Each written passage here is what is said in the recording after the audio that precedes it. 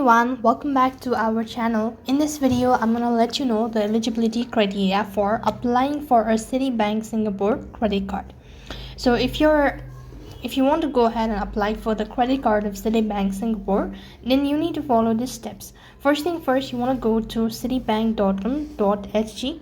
So open up a browser and type in that. So right on this page, you could go to the first link that appears. So over here, you could go ahead and read out the eligibility criteria. So here, what you can do is you could just go ahead and read out the instructions. So you could see these are the terms and conditions. So in order to be eligible to apply for the credit card, you need to be at least 21 years old and above and Singaporean or a PRs. Now, minimum annual income of $30,000, and for the foreigners, minimum annual income of $42,000.